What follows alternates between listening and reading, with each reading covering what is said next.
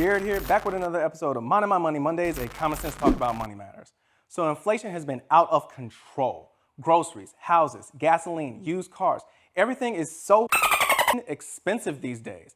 And to make things worse, at the last Fed meeting, they voted to increase the Fed funds rate by 75 basis points.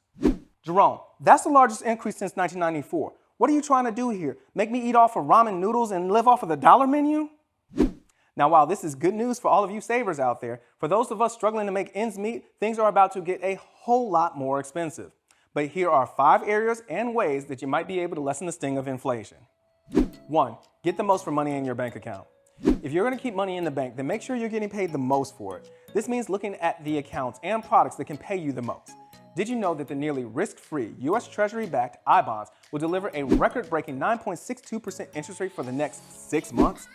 Check out the description of this video to learn more about them and how to purchase them from treasurydirect.gov. Also, consider switching your banking relationship to an online one. They tend to pay higher interest rates due to not having the infrastructure of traditional brick-and-mortar banks. We talk about online banks and some of their advantages in this video right here, so make sure you check it out next. Don't keep your money in the bank.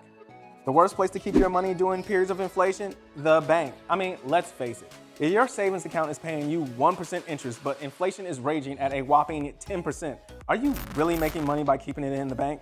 You might as well stuff it under your mattress. Instead, consider parking your money in investments that are historically considered safe, like income-producing dividend stocks. Some stocks currently pay a dividend yield equivalent to anywhere between 5 and 10%. And with the stock market recently taking a beating, now might be the best time to snap up some of those stocks at discount prices. Check out this video we did on how saving money doesn't build wealth, as we talk about some of the places that might be a better option for stashing your cash in the meantime. Look for gas hacks. When I filled up last week and the pump shot past $50, I had to look down and make sure that the gas wasn't running down the side of my car onto the ground. Nope, it's all going in the tank. Dang it! With gas hovering between $110 and $120 a barrel, don't expect the pain at the pump to stop anytime soon. Instead, consider some easy, quick, and free, yes, free ways to lessen the blow when filling up. You can do this by using a gas-saving app like GasBuddy or signing up for a fuel rewards program or a card.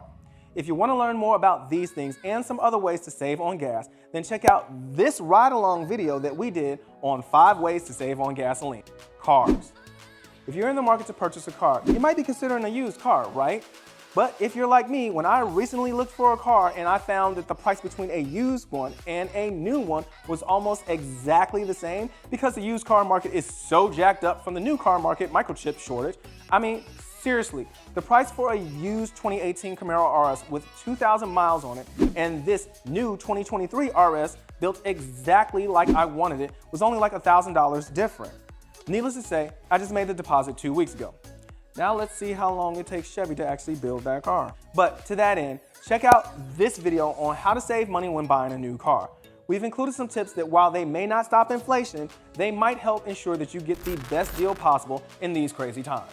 And if you consider going the Tesla or electric route, then check out this video from our friends over at Just Frugal Me on how much it costs to charge a Tesla at the supercharger.